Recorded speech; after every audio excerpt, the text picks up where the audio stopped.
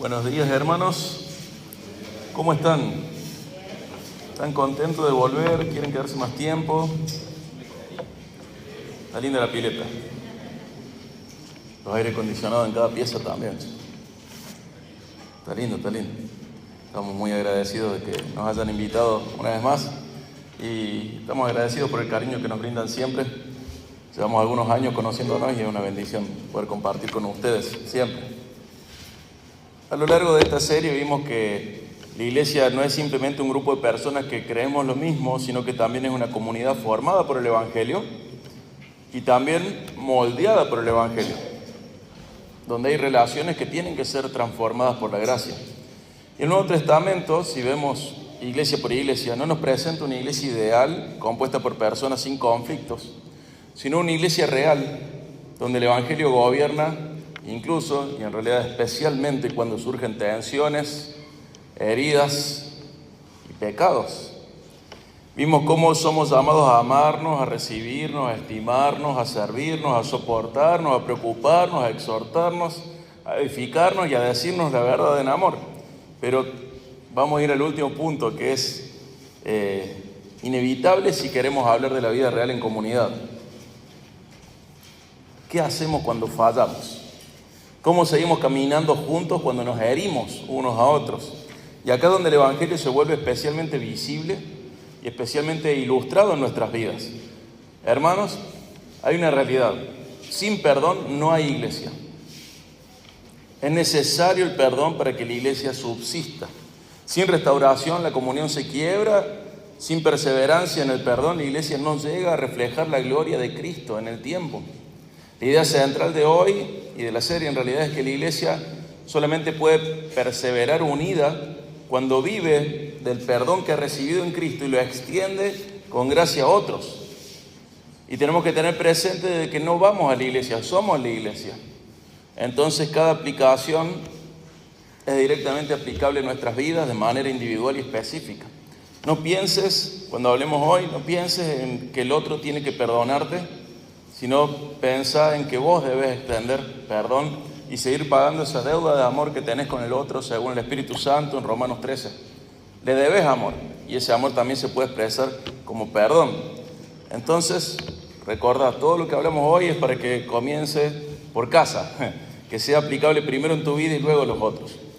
Vamos a ver el primer punto, perdonarnos unos a otros. Acompáñame a Colosenses 3, 12 al 13. Colosenses 3, 12 al 13. Vemos cómo la gracia que recibimos forma parte y es norma de la vida comunitaria. Fíjate Colosenses 3, 12 al 13. Entonces ustedes, como escogidos de Dios, santos y amados, revístanse de tierna compasión, bondad, humildad, mansedumbre y paciencia, soportándose unos a otros, perdonándose unos a otros, y si alguno tiene queja contra otro, como Cristo los perdonó, así también háganlo ustedes. Es muy interesante que Él dice soportarnos, perdonarnos,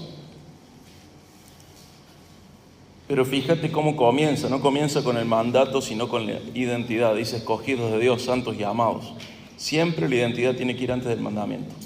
Cuando vos perdés de vista tu identidad, el mandamiento se transforma en algo que haces. Pero cuando vos recordás tu identidad, el mandamiento en realidad es la expresión de lo que sos. Si nosotros vemos el patrón bíblico, Dios siempre hizo lo mismo. La ley en el desierto la dio después de haberlos liberado y haberlos reafirmado como pueblo diferente. Primero viene la identidad, viene la liberación y luego viene el mandamiento. Vos tenés que vivir esto no porque es algo que vos tengas que hacer, en sentido de que principalmente el hacer sea lo más importante, sino que el hacer se desprende del ser. Porque sos escogido de Dios, santo y amado, podés hacer el resto de las cosas, revestirte en tierna compasión, en bondad, en humildad, en mansedumbre, en paciencia, soportar a los otros, perdonarlos. Y si tenés alguna queja contra el otro, perdonarle como Cristo te perdonó. La identidad siempre tiene que estar como la base del mandamiento, insisto, porque esto es muy importante y mucha gente lo pierde de vista, porque lo que vos vas a hacer, cumplir el mandamiento, es una expresión de tu identidad. No es para ganar tu identidad, sino que realmente es algo que se desprende de lo que sos. Así es como se debe ver a alguien que es escogido de Dios, santo y amado. Una persona revestida en compasión, bondad, humildad, mansedumbre, paciencia, que soporta a los demás y que les perdona como Cristo le perdona. La identidad es la clave de esto. Cuando vos te olvidas quién sos, va a ser muy difícil que hagas lo que tenés que hacer. Pero tenés que profundizar en tu entendimiento del Evangelio, en el impacto que el Evangelio tiene en tu vida, en quién sos en Cristo, para que esa identidad fluya lo que tenés que hacer.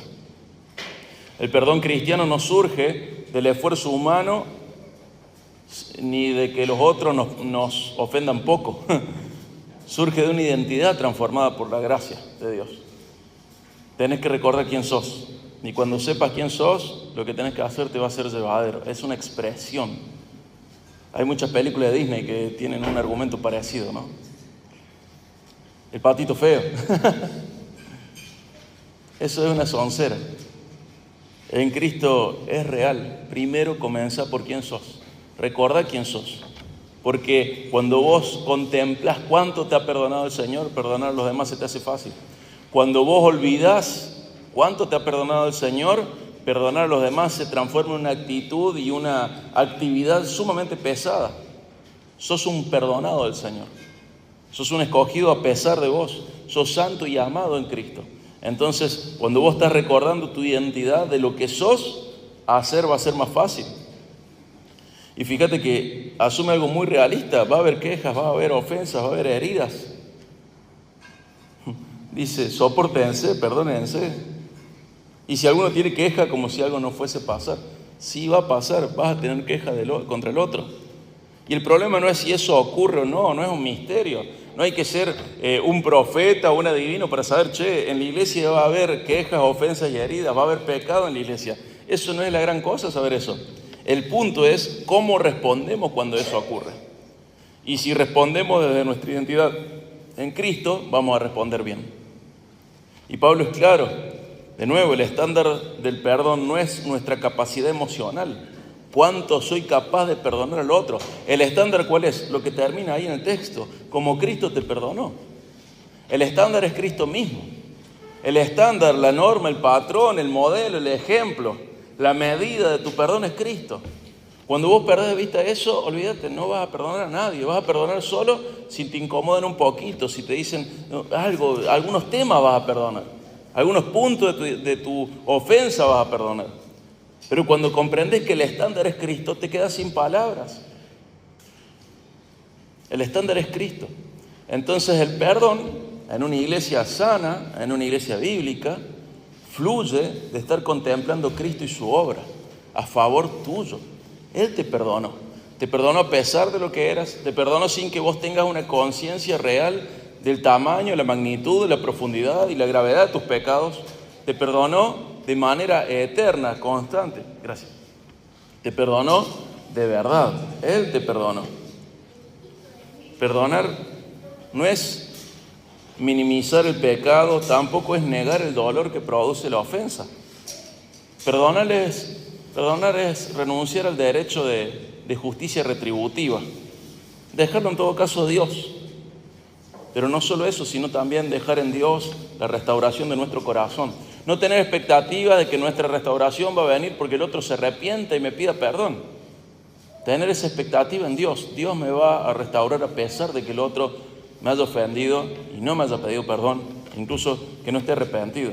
Tenemos el protocolo, ¿verdad?, en Mateo, de cómo tratar las ofensas, los pecados unos con otros, pero a veces son cosas mucho más sutiles y mínimas que van socavando la restauración, la relación cuando nosotros no vamos perdonando.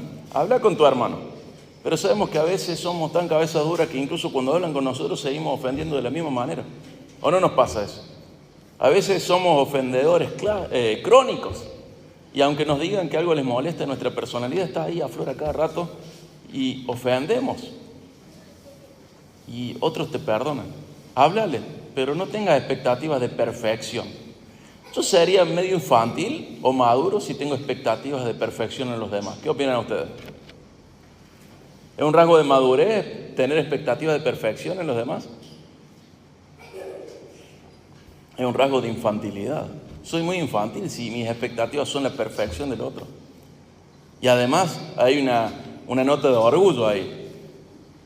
El resto puede ser tan perfecto como yo. Por eso pretendo que el otro sea perfecto y no me ofenda. Porque si yo puedo, todos pueden. Y hermano, vos tampoco podés. Vos estás ofendiendo a alguien. Hay alguien que esté incómodo con vos. Hay alguien a quien tus palabras, tus actitudes, o quizás simplemente sos corto de vista, no lo saludaste como corresponde, y es porque no ves. Y el otro pensó, qué orgulloso que es, no me saludó. Siempre estamos ofendiendo. Somos imperfectos. De este lado de la muerte, somos imperfectos. Y eso genera ofensas en los otros. Estás ofendiendo, otros te ofenden, y tu expectativa no tiene que ser la de la perfección, tu expectativa tiene que ser la del perdón en Cristo. Una iglesia que no practica este perdón termina acumulando resentimiento, aunque mantenga una apariencia externa de orden y tenga su liturgia acomodada. Las prédicas no pueden generar el perdón. Vos, en el Espíritu Santo, tenés que brindarlo. El resentimiento tiene consecuencias horribles y más grandes que las que imaginamos. A medida que una iglesia cumple años, hay una tentación o hay una posibilidad de que se formen clanes dentro de las iglesias. Y a veces vas a iglesias, he estado en iglesias muy viejas y están, ¿viste? ¿Se acuerdan Romeo y Julieta, los Montescos, los Capuletos, ¿se acuerdan? Y a veces las familias ni saben por qué están peleadas, ya se olvidaron, ya ni se acuerdan por qué están peleadas, pero hay como una pica especial con tal apellido, con tal clan, con tal tribu. Y hermanos, ahora somos una misma familia en Cristo y tenemos que ser muy atentos a bajar y derribar todo intento de tribalismo y perdonarnos, porque esas diferencias entre clanes surgen de falta de perdón en algún momento. Necesitamos comprender que el resentimiento tiene consecuencias horribles y va más allá de lo que imaginamos. A veces tiene consecuencias que trascienden generaciones y ni nos acordamos por qué, pero seguimos enemistados con tal o cual, porque es hijo de, o porque hizo esto. Tenemos que aprender a perdonar. Obviamente no estoy llamando a herir o a ofender sin considerar las consecuencias. Estoy llamando a perdonar, del otro lado estoy. No estoy fomentando ni haciendo apología del pecador serial o del heridor serial, el ofendedor serial. Estoy haciendo un argumento sobre la necesidad que tenemos de perdonar. Estoy parado del otro lado, ¿sí? Tenemos que lograr eso, que el sol no se ponga sobre nuestro enojo. Qué difícil, ¿no? Pero solamente en Dios podés, sin Dios no podés. Pero tu Señor te ha quitado el derecho de retener tu enojo más de un día. En Efesios dice eso, que el sol no se ponga sobre tu enojo. Y está en un contexto muy cercano a no darle lugar al diablo. Vos no podés retener tu enojo más de un día. O lo resolvés hablando con tu hermano, o lo resolvés hablando con Cristo, pero no, tu rey no te da el derecho a retener tu enojo más de un día. El sol no se tiene que poner sobre tu enojo. No tiene que terminar el día sin que vos hayas dejado atrás la ofensa. Proverbios, Salomón dice que la honra del hombre es pasar por alto la ofensa. O sea que un hombre sin honra es el que está considerando cuándo lo ofenden todo el tiempo. Cuando está anotando, está pensando, me han ofendido. Y dice, la honra del hombre es el que da vuelta a la página y dice, me ofendieron, no importa, paso por alto la ofensa. Habla de la madurez espiritual. El cristiano inmaduro se ofende fácil. El cristiano maduro es muy difícil de ofender, por varias razones. Una es porque es obediente, otra porque ha sido transformado, y otra porque está contemplando a Cristo y está embelesado por la cantidad de perdón que ha recibido, al punto de que las ofensas que le brindan no son la gran cosa. Me hieren, sí, pero yo he herido tanto a la honra de mi Señor que ya fue, déjalo pasar. Siempre necesitamos recordar lo que Cristo hizo con nosotros. Punto 1, perdonarnos unos a otros. Y va a ser medio redundante, lo doy porque me parece que es uno de los puntos principales del unos a los otros. Vamos a hablar un poco de la restauración en el punto 2. Y para eso, por favor, acompáñame a Efesios 4:32. Efesios 4:32.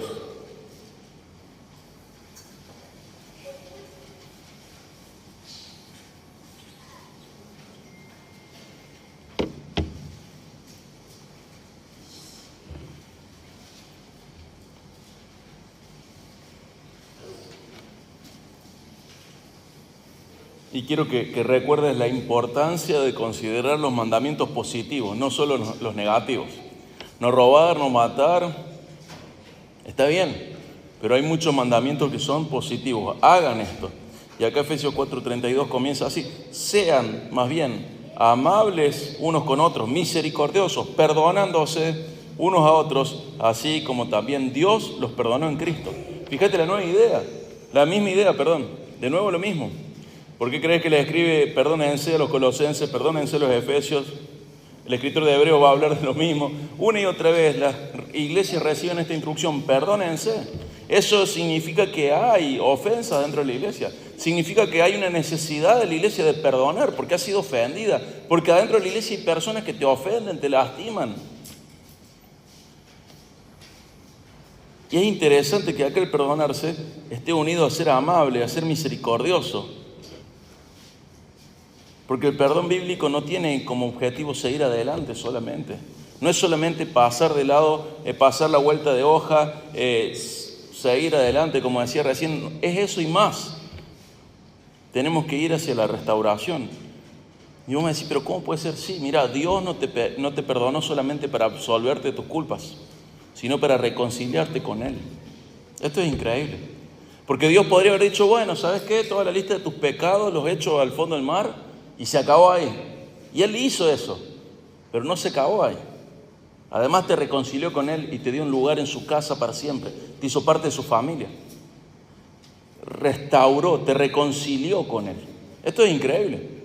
Porque Él podría y tiene todo el derecho absoluto de perdonarme y listo, dejarme a la deriva. No me dejó a la deriva, me hizo parte de su familia. Y te manda ese tipo de perdón, con misericordia, con amabilidad. No solo para absolver de culpas, sino para reconciliar con vos. Dios te manda a aplicar su perdón, a aplicar el modelo de perdón que Él tiene sobre vos a tus relaciones. No solamente pasar la ofensa, sino además buscar la reconciliación. Estamos hablando de lo general. Hay situaciones muy puntuales en donde es muy difícil la reconciliación. Pero no vayamos a los extremos, no vayamos a esa argumentación falaz. Estamos hablando del día a día. No estamos hablando de situaciones en las que sí, la reconciliación es inviable y son situaciones muy puntuales, muy específicas y muy extremas. En lo cotidiano tenemos que aprender a perdonar, más allá de dar vuelta a la página, también a reconciliar con nosotros, a restaurar la comunión. El perdón dentro de la iglesia tiene que apuntar a eso. Y eso implica una intencionalidad espiritual. No me va a salir solo, No va a hacer que en mi corazón yo perdono a fulanito que me ofendió y de repente estoy restaurando la relación con él. No, yo tengo que seguir trabajando en construir ese puente o en restaurar ese puente que hay entre fulanito y mi vida. Tengo que ser intencional en restaurar esa relación. Mi rey me ha quitado el derecho de derribar ese puente y me pide que ese vínculo, como dice Efesios, que Él ha construido dentro de la iglesia, ese vínculo de paz, yo lo proteja. O sea, tengo que trabajar en eso. Tengo que ser un guardián de la unidad de la iglesia, un guardián de la paz que nos ha reunido en Cristo, que el Espíritu Santo produce dentro de la iglesia. Tengo que ser el protector de la unidad y la paz. Y eso tiene que ver con siempre estar yo restaurando, no levantando paredes, no derribando puentes, sino todo lo contrario, manteniendo esos puentes lo más lindos posible, lo más fluido posible, sin barricada. Decir, yo mantengo el puente, pero si no lo cruzo mejor. Y es un puente, pero tenés tu barricada, ahí tenés tu barrera, tu traba, no querés que pase por el puente. Y lo tenés que tener abierto y fluido el puente, para que la relación con tu hermano sea fluida. Es difícil, sí, pero esto gana vidas, esto cambia vidas. Hay muchas razones individuales por las cuales necesitamos este tipo de perdón y de relaciones y generalmente no las merecemos. Y Cristo nos dio este tipo de relación reconciliadora, perdonadora, a pesar de nosotros, sin merecerla, y nos llama a hacer el mismo tipo de perdón. Restaurar es más difícil que ignorar o pasar por alto la ofensa o hacer borrón y cuenta nueva. Restaurar requiere humildad. ¿Y sabes qué? La humildad nos cuesta mucho, ¿verdad? Por lo menos a mí me cuesta mucho. Requiere tiempo, requiere dependencia del Espíritu, poder del Espíritu Santo. Todo esto es imposible si Dios no vive en nosotros. Pero es así donde la iglesia refleja el carácter de su Señor. Recuerda que la iglesia está para reflejar a Dios. El humano ha sido creado con esa razón, para reflejar a Dios. Eso se perdió por el pecado y se restaura en Cristo. Y la iglesia es el lugar donde tiene que reflejarse el carácter de nuestro Señor. Una iglesia que no restaura puede ser también funcional, como decía en el punto anterior, pero no va a ser bíblica. Puede seguir operando, pero deja de mostrar la belleza del Evangelio en sus relaciones internas. La relación entre nosotros, hermanos, tiene que ser una ilustración del Evangelio. ¿Cómo perdona Cristo? Como fulanito perdonó a menganito. ¿Cómo? Y no solo dio vuelta a la página, no solo hizo borrón y cuenta nueva, sino que buscó la reconciliación, la restauración de la relación. Estamos llamados a reflejar el Evangelio. Esto no se aplica solamente al matrimonio, como decíamos ayer, sino a la iglesia misma. Tiene que ser una ilustración del Evangelio. Las relaciones entre nosotros tienen que ser un ejemplo del Evangelio. Nos tienen que ayudar a comprender el Evangelio. Viste que el Antiguo Testamento da siempre testimonio de Cristo y de su obra. Entonces vos ahí en el Antiguo Testamento tenés un montón de ilustraciones que nos permiten comprender más profundamente, más ricamente el Evangelio. La vida de iglesia también. Son ilustraciones del Evangelio, deben serlo. Debe ser la vida de iglesia algo que nos ayude a comprender el Evangelio. A perdonar lo que es imperdonable en el mundo. En la iglesia tiene que ser perdonable. A restaurar lo que es sin capacidad de restauración en el mundo. En la iglesia sí podemos, porque Dios vive en nosotros. Y el perdón de Dios se expresa a través nuestro. Y nuestro corazón ya no tiene nuestra forma, sino que tiene la forma del corazón de Dios. Nuestra mente ya no es gobernada por nosotros, es la mente de Cristo. Y por eso podemos ser intencionales en restaurar, en ir hacia el otro, levantar ese puente que se cayó, dejarlo muy hermoso y fluido. Por lo menos de nuestra parte tiene que estar hecha. Y el tema entre la otra persona y Dios es entre la otra persona y Dios. Nuestra parte tiene que ser bien hecha. Y de repente nos encontramos en un grupo, en una iglesia, en una congregación, en un cuerpo que se ama. Y comenzó con gente levantando puentes que se habían derribado, restaurando. No simplemente pasando por alto, siendo indiferente a la ofensa, sino restaurando. Duele, cuesta, pero nunca será comparable con lo que Cristo hizo a favor tuyo. Y ahí está el punto, tenés que mirar a Jesús y esto va a fluir. Si no mirás a Jesús, no va a ser posible. Punto 1, perdonarnos. Punto 2, restaurarnos. Punto 3, perseverar juntos. Acompáñeme a Hebreos 12, 14 al 15. Hebreos 12, 14 al 15.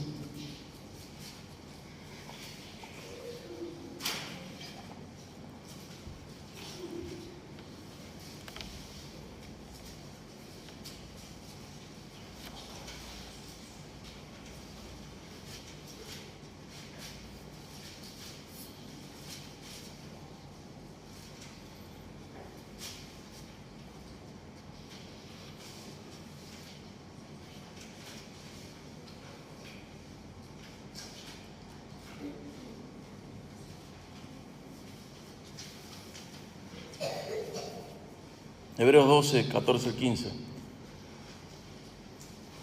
Busquen la paz con todos y la santidad, sin la cual nadie verá al Señor. Cuídense de que nadie deje de alcanzar la gracia de Dios, de que ninguna raíz de amargura brotando cause dificultades y por ella muchos sean contaminados. Fíjate que esto es muy interesante. Dice que busquemos la paz con todos, busquemos la santidad, pero después el 15 adquiere otra dimensión, ¿no? Cuídense de que nadie deje de alcanzar la gracia de Dios, de que ninguna raíz de amargura brotando cause dificultades y por ella muchos sean contaminados. Te está diciendo que la raíz de amargura es una cosa, pero tiene muchos frutos. Uno puede decir, hay una raíz de amargura, bueno, chiquita, una raíz, no, pero dice, va a brotar y va a tener frutos, que van a ser dificultades, y que muchos por esas dificultades sean contaminados. O sea que comienza con alguien que tiene una raíz de amargura, una persona que tiene raíz de amargura, y eso brota y causa dificultades y contamina la fe de otros. Fíjate cómo se extiende como una enfermedad, como un cáncer que tiene metástasis, la raíz de amargura. No podés considerarlo inofensivo ni algo insignificante. Si hay una raíz de amargura en tu corazón, la tenés que resolver. ¿Cómo? Buscando la paz con todos, eso es parte de resolverlo. Tenés que comprender que esa raíz de amargura no queda en tu corazón. Solo está ahí la raíz, pero es como un árbol que está al lado de una construcción. Termina levantando la casa, rompiendo los cimientos, rompiendo caños, trayendo hojas sobre el techo, arruinando muchas cosas más. Pero sí, pero la raíz es así cortita, chiquitita. Sí, pero eso es la raíz. No sabes por dónde va el tronco, las ramas, los frutos. Y dice, contamina la fe de muchos. Pero si era uno solo el que tenía la raíz de amargura, pero es que nunca es uno solo. Somos un cuerpo. No logramos a veces comprender de que lo que le pasa a una parte enferma al resto del cuerpo. Una gangrena, un cáncer, son cosas que terminan contaminando el resto del cuerpo. Y hay que sanar eso, hay que sanarlo, cuanto antes. Y acá te dice, busca la paz con otro, cuidad. Y es interesante también que en un sentido congregacional dice, cuídense de que nadie deje de alcanzar la gracia de Dios, de que ninguna raíz de amargura. Manda a la iglesia a cuidarse entre sí, cuídense. No es cuídese cada uno, cuídense entre todos de que ninguno tenga una raíz de amargura. Entonces conecta esta perseverancia juntos con el cuidado mutuo. La amargura no es un problema individual, es un peligro comunitario. Es algo que puede hacer mucho daño, puede contaminar la vida espiritual de otros. Y cuando no se trata de esa amargura, se expande y contamina. Hay que resolverla. Hay que resolverla. Si tenés la oportunidad de ayudar a tu hermano a resolver su raíz de amargura, ayúdalo, porque eso contamina. Eso es algo radioactivo. No sé qué otro ejemplo poner. Es algo que termina envenenando el resto, que trae frutos malos, dificultades, que contaminan al resto de la iglesia. Hay que resolver eso. Es algo a lo que no podemos hacer la vista gorda. Tenemos que cuidarnos unos a otros para perseverar juntos. Tenemos que comprometernos con identificar las raíces de amargura y erradicarlas, sanarlas. Cuando esto no se trata, insisto, se expande, contamina el resto, es de tropiezo a los demás. ¿Te acordás de lo que decía Jesús de hacer tropezar a otro? Él le enseña muy claramente de que no es conveniente para nosotros. Y hace una hipérbole, ¿se acuerdan? Si hace tropezar a otro, mira, te sería mejor atarte una piedra de molino, una piedra grande al cuello y tirarte al río con eso atado en el cuello. Ese fin sería mejor para vos y esas consecuencias serían mejor para vos que hacer tropezar a tus hermanos. Esa raíz de amargura es un tropiezo dentro de la iglesia. Resuélvela. Deja que otros te ayuden a resolverla. Porque perseverar juntos implica no rendirnos ante el conflicto. No abandonar la congregación cuando las relaciones se vuelven difíciles. Es resolver esta amargura.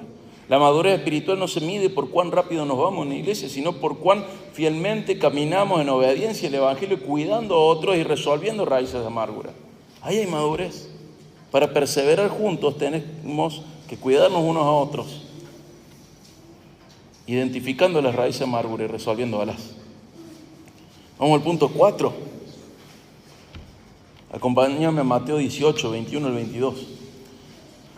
Después, en este vamos a ver de nuevo el perdón que refleja a Cristo ante el mundo. Mateo 18 para mí es sumamente especial.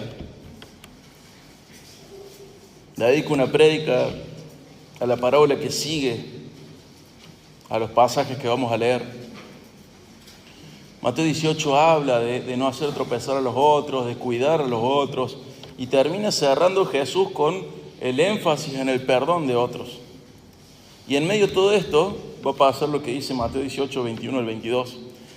Entonces, acercándose Pedro, preguntó a Jesús: Señor, ¿cuántas veces pecará mi hermano contra mí que yo haya de perdonarlo? ¿Hasta 7 veces? Jesús le contestó: no te digo hasta 7 veces, sino hasta 70 veces 7. Jesús deja claro que el perdón cristiano no es limitado ni calculado. No se basa en la reciprocidad, en cómo me trata el otro, sino que se basa en la gracia inagotable que hemos recibido. Vos sabés que los judíos consideran el número 7 como el número de la plenitud, de lo completo, de lo grande, de lo perfecto. Entonces, Pedro va a hacer uso de su sabiduría como judío y estaba la costumbre 1, 2 veces, algunas 3, era como que la enseñanza popular por parte de los judíos era esa: perdona 3 veces, ¿viste? Si te ofenden una vez es culpa tuya, pero si te ofenden 2 veces es culpa... Perdón, ¿cómo era? Si te ofenden una vez es culpa del otro, pero si te ofenden 2 veces es culpa tuya. Entonces no le des lugar a más ofensas, o algunos decían hasta 3 ya es mucho. Y Pedro, sumando todo su conocimiento, va a decir: Señor, 7 es un buen número, ¿no?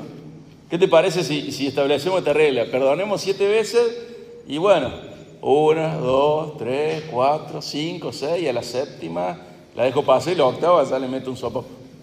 Señor, dame permiso para la octava anotarlo en mi libreta de ofensas. Señor, permitime que cuando pase las 7, yo la octava ya la anoto, la escribo y se la saco en cara cada vez que puedo. Señor, pero está bueno, ¿no? Porque 7 es un montón, ¿no, Señor? Pero la octava es mía, ¿no? En la octava me desquito. En la octava yo ya puedo, ya tengo permiso, ya pasé el número máximo, el 7, ya pasé la plenitud, ya pasé lo completo del perdón. Y en la 8 ya acá viene lo lindo. Vamos mano a mano. Párate de mano, perro. Y Jesús no va a hacer una multiplicación 490, 70 veces 7. Jesús es hiperbólico. Está dando un número como diciendo: olvídate. No es que llega a la 491 y ahí tenés el derecho que quizá Pedro quería tener en la octava. No. Jesús que dice: deja de contar, perdona. ¿Pero cuántas veces? 7. No. 490, 70 veces 7, tampoco. No hay un número de oportunidad de perdón. Esto es hiperbólico, tenés que seguir perdonando. Tenés que perdonar. Señor, pero es muy difícil esto. Sí, por eso vivo en vos, te dice el Señor. Por eso ya no vivo yo, sino que Cristo vive en mí. Y lo que ahora vivo en la carne, lo vivo en la fe del Hijo de Dios, que me amó y dio su vida por mí. Esta es la vida cristiana. No tenemos un límite de perdón. Tenemos un perdón sin límite. Simplemente perdonamos. El cristiano no tiene derecho a no perdonar. Su rey le quitó ese derecho. Y después vos sabés que sigue esta parábola. ¿Se acuerdan de los 2 deudores? Y uno le debió un poquito, otro le debió. Era así, estaba el rey. Y después te animo a hacer las matemáticas de esto. Son increíbles las matemáticas de esto. Pero estaba el rey, y el rey tenía un siervo, el siervo A. Y el siervo A debía muchísimo, al punto de que no podía pagar su deuda, y para pagar su deuda lo único que le quedaba era entregar su vida, la de su esposa y la de su hijo, como esclavos. Y el rey le perdona. Y el siervo B le debía al siervo A poquito, muy poquito, era insignificante, eran 3 meses de trabajo, el otro eran, ya no me acuerdo, pero más de 1000 años de trabajo. Pero el siervo B le debe poquito, creo que eran 90 días de trabajo, ya no me acuerdo, pero era poquito lo que le debía. Y el siervo A no lo perdona al siervo B. Entonces el rey, cuando se entera, se enoja con el siervo A y le dice: pero si yo te perdoné, ¿no podrías haber tenido misericordia con tu consiervo, con alguien que está en tu misma jerarquía? Y esta parábola me gusta mucho porque revela muchas cosas de mi corazón y del tuyo también. El siervo A consideró que su honor era más importante que el honor del rey. El siervo A consideró: a mí me pueden perdonar, pero el que me las hace a mí me las paga. El siervo A reclamó vindicación cuando ni siquiera el rey le reclamó. El siervo A pensó: bueno, que el rey la deje pasar y bueno, quizás no es tan importante ofenderlo a él. Pero cuando a mí me ofenden, me las pagan. El siervo A midió así las relaciones. Y sigue la parábola. Y Jesús cuenta que este siervo A es enviado a la cárcel como disciplina hasta que pague o hasta que aprenda. Es interesante esto, porque la persona que no perdona en el reino de Dios está afrontando, dice, su rey se enojó mucho con él. La persona que no perdona en el reino de Dios hace que ese rey esté enojado con él. La persona que no perdona tiene a su rey enojado, tiene a su rey en contra, tiene a su rey poniéndolo en disciplina. Muchas cosas de tu vida son consecuencias de la falta de perdón. Dios está enojado con vos porque vos no perdonas. Es interesante esto. Dice que va a un lugar de castigo de disciplina porque su rey se enojó con él. Imagínate que muchas cuestiones de tu vida pasen por ahí. No perdonás, bueno, tu rey te va a disciplinar, porque en su reino el perdón es ilimitado. En el reino de la luz, en el reino de Dios, en el reino del perdón, este perdón es ilimitado. No tenés derecho a no perdonar. Y el que no perdona es un delincuente dentro del reino de Dios, y en este reino los delincuentes son castigados. Y así termina esta parábola con este siervo, el siervo A, castigado por el rey por no perdonar. Imagínate que haya muchas cuestiones en tu vida que pasen por ahí. Sería muy triste, ¿verdad? Eso porque perdés de vista que el rey te ha perdonado a vos tanto que se te hace tan fácil perdonar a los demás. Una iglesia que no perdona es una iglesia débil, pero una iglesia que perdona es una iglesia poderosa. ¿Por qué? Porque refleja el carácter del Evangelio ante un mundo que está marcado por el rencor, por el rechazo, por la ruptura constante de relaciones, por pegar portazos e irte. Necesitamos comprender de que necesitamos pasar de lo abstracto a lo concreto, y parte de eso es perdonarnos. Tenemos que ser una ilustración del Evangelio, no un tropiezo para que la gente crea, sino un estímulo, un adorno a la doctrina para que la gente crea y vea valioso el Evangelio, que no es una cuestión abstracta, filosófica, es una cuestión de día a día. Hay mucha gente en las iglesias que cree que el Evangelio es algo filosófico, una idea, algo ahí etéreo, abstracto. Pero cuando vos ves una iglesia que pasa de lo abstracto a lo concreto, que pasa de la predicación a la vida diaria de la iglesia, a las relaciones, a los matrimonios, a las amistades, a los líos que puede haber dentro de una congregación, cuando la gente ve eso dice, no, esto es diferente. Porque en el club se llevan bien, pero acá se llevan mejor. En el trabajo se llevan bien. En cualquier ámbito puede haber un grupo unido, pero la iglesia no solamente permanece unida, permanece perdonando, restaurando, reconciliando. ¿Qué es lo que tiene de diferente este grupo? A Cristo. Y eso tiene que hacerse evidente en las relaciones entre nosotros. Es lo que nos diferencia de cualquier buen grupo humano. Somos la iglesia, somos el pueblo de Dios, somos un grupo nacido del perdón de Dios hacia nosotros. ¿Cómo podríamos no perdonar? Y antes de concluir, quiero remarcar algunas aplicaciones. Hermanos, el perdón no es opcional en la vida cristiana. Es un mandamiento, pero principalmente es una consecuencia directa de haber sido perdonado. Nuestra identidad está marcada por ser perdonados y tenemos que perdonar. También recordar que la restauración requiere más gracia que la confrontación inicial. La restauración exige más trabajo que confrontar. Yo puedo confrontar y es válido, es legítimo, es legal que yo vaya y confronte a mi hermano porque peca contra mí. Está bien eso. Y hay gracia en eso, hermano, me estás ofendiendo. Por favor, detenete, me estás lastimando, por favor, basta. Y hablarlo bien, con la verdad, en amor, lo puedo hacer, pero no puede quedar ahí, tengo que ir hacia la restauración. Y eso exige más de Dios en mí. También considerar que la amargura no tratada daña a toda la iglesia, no solamente a la persona herida. La amargura puede tener su raíz en una persona, pero su tronco, ramas y frutos y consecuencias puede contaminar la fe de muchísimos. ¿Nunca escuchaste para qué ir a la iglesia? ¿Para ser así como ellos? Nunca debería decirse de nosotros eso. Que la gente quiera ser parte de lo mismo porque ve el perdón de Dios en nosotros. También perseverar juntos glorifica a Cristo más que una comunión superficial, sin conflictos. Conocemos iglesias en donde no hay conflicto, pero porque no hay comunión. Se ven 2 horas a la semana, no se ven más, y sí es difícil pelearte en 2 horas, ¿no? Pero recuerda el Salmo 133. Dice, mira qué bueno, qué agradable, qué delicioso es que cuando los hermanos, ¿qué dice? Habitan juntos, conviven en armonía. Y sigue el Salmo y dice, desciende, como ahí envía Dios su bendición, como el óleo que desciende de la barba de Aarón, y menciona el rocío que baja del monte de Hermón, y dice, la bendición de Dios está donde hay convivencia en armonía.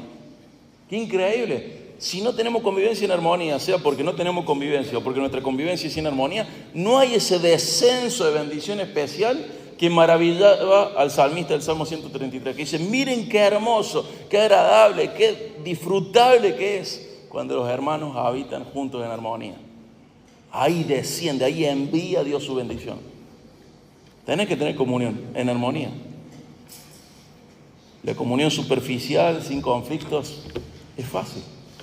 No hace falta a Dios para que tengamos comunión superficial, pero necesitamos a Dios para tener esa comunión cierta, habitar en armonía juntos. Y ahí Dios envía bendiciones. Y estoy seguro de que vos querés que tu iglesia sea bendecida. Y también considerar que algo muy importante, que no podemos ver el corazón de nuestro hermano, que hay mucho atrás que le puede llevar a ofendernos sin querer. Hay personas que no saben cómo responder ni siquiera al cariño, por su historia de vida, por lo que le ha pasado en el pasado, por cómo le han criado, por un montón de razones, y está en proceso, no está terminado, está en proceso. Hay mucha gente que te va a ofender sin querer, a veces simplemente porque tiene un mal día, a veces simplemente porque vos no sabés, pero está lidiando con cosas terribles y él no te trató de la mejor manera, no te respondió de la mejor manera, no te respondió con dulzura, con amabilidad. No tenés ni idea qué le pasa. Déjalo pasar, no estés siempre pensando lo peor de tu hermano, piensa lo mejor de tu hermano. O por lo menos déjalo pasar. Es increíble ver cómo hay personas que creen que tienen don de discernimiento cuando en realidad tienen todo lo contrario. Están midiendo milimétricamente cada actitud, cada gesto, cada palabra, pensando que eso les da la balanza del corazón y poder pesar el corazón del hermano. Y vos no sabes que el otro hermano acaba, qué sé yo, de tener un conflicto muy grande con sus padres, o que tiene un tema muy especial con su hijo, o tiene una enfermedad y todavía no le ha contado, o tiene un problema en el trabajo. No sabes todo lo que hace que tu hermano posiblemente no te dé el trato que vos querés. Su crianza, nadie tiene la culpa de su crianza. Estamos aprendiendo. Hablé con un hermano ayer y me contaba que algunas personas somos, y yo también me incluyo, aunque el Señor está trabajando mucho en mi vida, que por diferentes razones se nos acercan un poquito fuerte y somos como el perrito que le han pegado mucho, ¿viste? Y hacemos así. Y eso se traslada quizá a un saludo, no es que hacemos así, sino que en un saludo que quizá es un poco más hosco, quizá no sabemos recibir bien la atención, quizá no respondemos de la mejor manera, quizá venimos de vidas que estamos entrenados en la supervivencia y no nos damos cuenta que en la iglesia no venimos a sobrevivir. Venimos a deleitarnos en el Señor, pero todavía tenemos todo eso cargado, programado así para estar atentos, estamos listos, disponibles para protegernos. No consideres como ofensa todo lo que no te gusta. Considera que tu hermano tiene una vida de la cual vos no sabes nada. Y es tu culpa que no sepas nada en parte. En parte es tu culpa. Entonces interesate en tu hermano y permitile. Yo tuve que tener una reunión con mi equipo de trabajo y llorando les tuve que pedir perdón y les dije, me doy cuenta que mi infancia, mi adolescencia, gran parte de mi juventud he tenido que estar sobreviviendo los golpes. De todo tipo, ¿no? Y pedirles perdón y decirles, me doy cuenta que con ustedes no tengo que seguir programado igual. Y llorando pedirles perdón por las durezas de mis palabras, por no haber tenido más gracia a la hora de confrontarlos, más gracia a la hora de recibir una confrontación. He estado siempre tenso. Y agradecerle al Señor delante de eso y decirle, gracias Señor, porque estoy no frente a enemigos, estoy con mis compañeros de trinchera y puedo bajar la guardia. Y si me lastiman no es la gran cosa, lo hicieron sin querer o con buenas intenciones, pero no importa. Ya puedo dejar de huir y protegerme. Estoy bien en casa, en mi trinchera, con mis compañeros.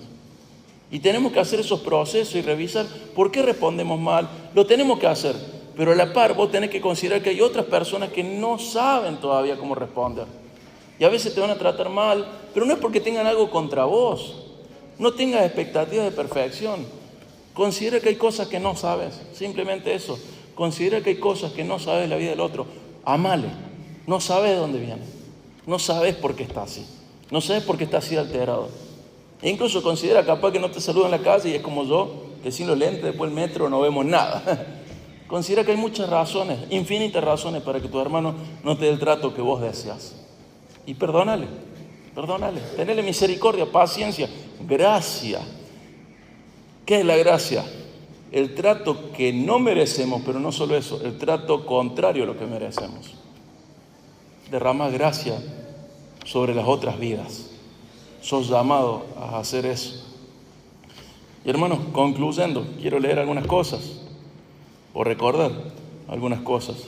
A lo largo de esta serie vimos que ser iglesia no es algo abstracto, sino que es una vida compartida en conjunto, en congregación, pero no es una vida común. O sea, Dios no solamente nos salva, sino que también nos agrega a un cuerpo, pero no solo eso, también, además de agregarnos a un cuerpo, le da forma a nuestras relaciones. Y tenemos que ceder al molde del Señor. Vimos cómo el amor mutuo nos edifica, que el servicio y el cuidado mutuo nos dan forma, que la palabra dicha en verdad y amor nos edifica, nos alimenta y que el perdón nos permite perseverar juntos en el tiempo. Pero tenemos que saber que nada de esto es posible sin que Cristo sea el centro. Todo tenemos que verlo a través del prisma de Cristo, por decirlo de alguna manera, a través del lente de Cristo. Él es quien nos amó primero, quien cargó nuestras culpas, quien habló verdad con gracia, quien nos perdonó completamente en la cruz. Tenés que siempre estar mirando a Jesús. Acompáñame al último versículo, Efesios 1:7.